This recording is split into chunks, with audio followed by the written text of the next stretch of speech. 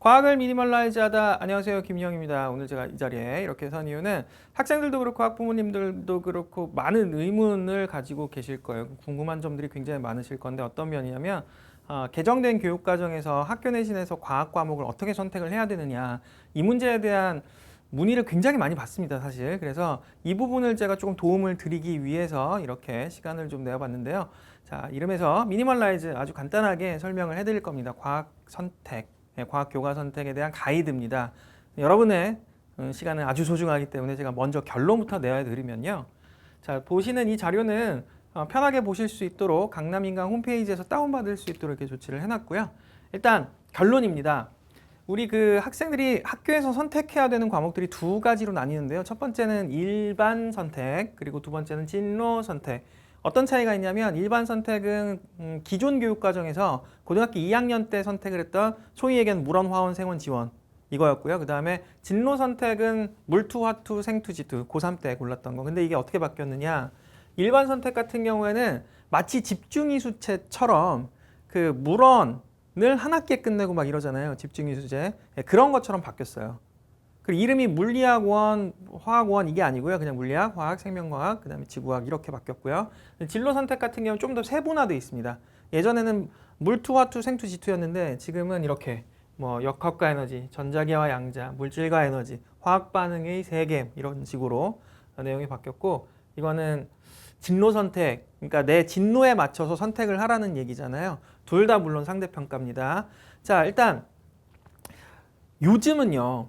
진로하고요, 적성을 굉장히 강조하는 시대예요. 그리고 이런 흐름이 바뀔 거라고는 생각을 안 합니다. 예전에는 아주 극단적인 예를 들자면 내가 기계공학과에 어느 학교 기계공학과에 진학을 하고 싶은데 점수가 좀 모자라요. 그러면 사회 탐구 과목에서 이렇게 좀 잘 나올 수 있는 거, 점수가 잘 나오는 과목 위주로 이렇게 선택을 하는 게 허용이 됐고 크게 불리한 점을 못 느낄 수 있을 정도였다면 지금은 바뀐 교육과정에서는 많이 좀 불리하지 않을까라는 생각을 하게 돼요. 얼마 전에 주요 대학 몇 개 대학에서 이런 가이드를 한번 제시를 한 적이 있어요. 근데 거기도 보면 우리 학과에 오시려면 진학을 하시려면 이런 과목은 아무래도 권장합니다 라고 돼 있어요. 권장한다는 얘기는 사실 저는 어떻게 들리냐면 너네들 이거 선택 안 하면 불리할걸? 이라고 들었거든요. 그러니까 거의 필수라고 보시는 게 맞을 것 같습니다. 그래서 학생들의 진로 적성에 따라서 방향성을 제시하는 게 가장 중요해 보이고요. 그걸 강조하는 교육이다. 그렇기 때문에 거기에 맞춰가는 게 가장 유리하지 않겠는가. 따라서 조금 제가 계열을 구분을 좀 해봤거든요. 이렇게 쭉 나눠봤는데 잘 안 보이실 것 같아서 확대해서 하나씩 설명을 해드릴게요. 첫 번째는 공학 계열이에요. 공학에서 지구나 환경공학 이쪽은 살짝 순수과학 쪽에 조금 더 가깝거든요. 그래서 여기서 공학 계열이라고 하는 건 기계공학이나 화학공학, 뭐 생명과학공학 뭐 이런 거 말씀을 드리는 겁니다. 공학 계열 기준으로는 일반 선택에서는 자기가 선택해야 될 전공, 아까도 얘기 말씀드렸지만은 진로나 적성을 향한 연계성, 방향성이 뚜렷한 게 가장 유리하겠죠. 그 전공에 따라서 물리, 화학 중에 하나는 꼭 해야 되는데 둘은 선택이다. 사실 저는 60을 좀 낸다면 둘 다 했으면 좋겠어요.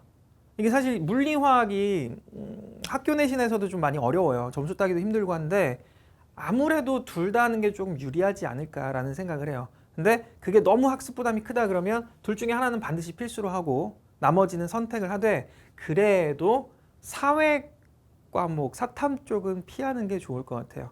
요즘에 막 그런 학생들도 있다 하더라고요. 생명과학 하나, 그 다음에 생활과 윤리 선택, 수능에서도. 그래서 생생 선택이 많다고도 제가 얘기를 들었는데 그런 것들은 이제 조금 불리하게 작용을 하지 않을까라는 생각을 좀 강하게 하게 됐어요. 이번에 보면서. 자, 그리고 진로 선택은 뭐 똑같은 얘기예요. 사실 연계성, 방향성 때문에 여기서 선택한 거에 대해서 연계되는 과목을 골라야 되겠죠. 만약에 내가 물리학을 선택을 했다 그러면 역학과 에너지, 자기 전공에 따라서 뭐 물리학, 기계공학이라 그러면 사실 역학과 에너지가 더 중요하겠죠. 뭐 이런 식의 연계성을 좀 고려해서 선택을 하는 게 유리할 것이다 라는 거 하나. 그 다음에 의학 계열 같은 경우에는 뻔하잖아요. 의사가 되고 싶어요. 가장 중요한 과목은 생명과학이죠. 생명과학은 필수입니다. 그리고 화학은 선택인데 화학도 사실 선택이라고 썼지만 가급적이면 내가 의대에 진학을 하고 싶어요. 그러면은 같이 선택을 하는 게 좋겠죠. 그리고 여기에 맞춰서 마찬가지로 진로 선택을 하시면 되겠습니다. 약학 계열은 의학 계열하고는 조금 결을 다르게 하는데요. 약학 계열 쪽으로 진학하는 학생들이 나중에 졸업 이후에 취업 시장에서 제약회사라든지 뭐 화학 그 회사 쪽으로 이 진출하는 경우들이 뭐 덜어 있더라고요. 그래서 아무래도 화학이 필수적이다. 생명과학은 선택이긴 하지만 선택이란 말은 무슨 얘기? 권장합니다. 아, 가급적이면 하세요. 그 얘기입니다. 거기에 맞춰서 또 진로 선택을 하시면 되겠습니다. 그 밖에 계열 보면 지금 이렇게 두 계열은 사실은 순수과학 쪽에 가깝거든요. 그러니까 순수과학은 그냥 어디까지나 제 생각인데 공학 쪽이 들어간 것보다는 조금 매력은 떨어지는 그런 학과들이 있는 것 같아요. 그러니까 취업 시장에서라든지 이런 데 보면 특히나 이제 제 친구들 기준으로 물리학을 순수 물리학을 전공한 친구들은 거의 박사까지 그냥 가더라고요. 그런 식. 그러니까 취업보다는 그쪽으로 연구직 쪽이나 뭐 이쪽 아니면 교사 아니면 교수 이런 쪽으로 많이 가는데 그런 이제 계열이라는 거예요. 이게 지구환경공학 계열, 그다음에 순수과학 계열 이런 것들은 아무래도 그냥 내가 진로를 선택한 학과 이름에 들어가 있는 과목을 선택을 하는 게 가장 유리하겠죠. 예, 순수과학을 선택을 했어요. 지구과학을 선택을 했어요. 그럼 거기에 맞춰서 가는 게 낫겠죠. 또 내가 화학공학이 아니라 화학과를 이제 선택을 했단 말이에요. 그러면은 당연하게도 화학이 필수겠죠. 이런 식으로 자기가 결정한 전공 과목에 따라서 일반 선택을 결정을 하고 나머지 진로 선택은 당연하게도 연계된 과목으로 설정을 해서 선택을 해서 공부를 하고 점수를 따는 게 맞습니다. 그렇게 성적을 만들어내야 아무래도 대학 진학에 유리하다. 그리고 융합인재라고 하는 게 조금 독특하기는 한데요. 이 융합인재 계열 같은 경우에는 아예 대놓고 이렇게 정해져 있는 것 같더라고요. 지금 보니까 화학은 꼭 해야 되는 과목인 거고 나머지는 추가 선택인데 또 독특한 점은 뭐냐면 진로 선택에 이런 것들이 있어요. 과학의 역사 문화, 기후변화와 환경생태, 융합과학 탐구 뭐 이런 것들이 있어요. 그래서 이 중에 하나를 선택을 하되 사실 여기에서는 딱히 제한은 없는 것 같아요. 화학은 근데 좀 가급적이면 하는 게 맞겠다라는 걸 강조하고 싶습니다. 자, 그리고 통합과학이 필수 과목이 되었죠. 그래서 1, 2로 나뉘어 있는데 각각 통합과학 1은 1학기, 통합과학 2는 2학기 과목입니다. 둘 다 당연히 상대평가고요. 이게 예전에 그 보면은 우리 이수단이라는 걸 썼어요. 그러니까 이거는 내신 성적에 포함되는 퍼센테이지를 얘기를 하는데 지금은 이제 그게 고교 학점제로 바뀌면서 이수단위가 아니라 학점수로 바뀌었어요. 그래서 그 학점수를 봤을 때 통합과학이 어느 정도나 되냐면 국영수가 보통 10학점이라고 했을 때 통합과학이 12학점 됩니다. 그러니까 통합과학이 10학점, 과학탐구 실험 1도 있고 2도 있거든요. 과학탐구 실험이 2학점 이렇게 해서 총 12학점이고 상대평가예요. 그러니까 이게 학교 내신에서 과학이 차지하는 비중이 적지 않다는 겁니다.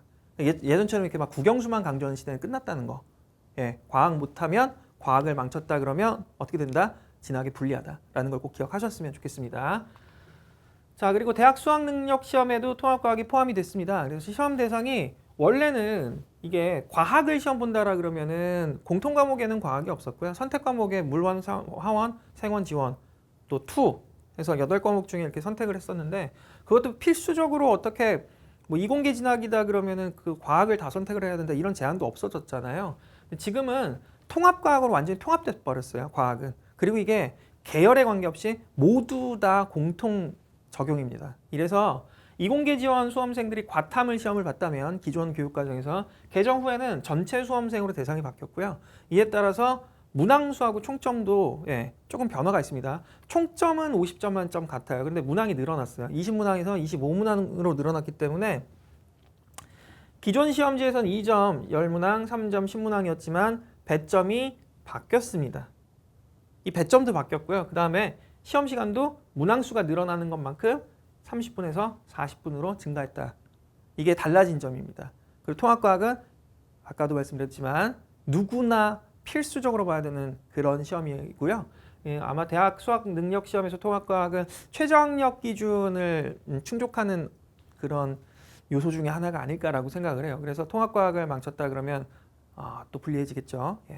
뭐 그런 내용으로 정리를 할 수가 있겠고요. 마지막으로 2025 교육과정 개편에 따른 과학교과 구성이 어떻게 되느냐. 일단 공통과목이라고 하는 건 누구나 봐야 되는, 누구나 공부해야 되는 그런 과목. 보시면 통합과학 1, 과학탐구 실험 1, 통합과학 2, 과학탐구 실험 2. 그러니까 1학기, 2학기입니다. 이거는. 그 그 다음에 일반 선택에서는 물, 화, 생, 지 이거는 뭐 익숙하죠.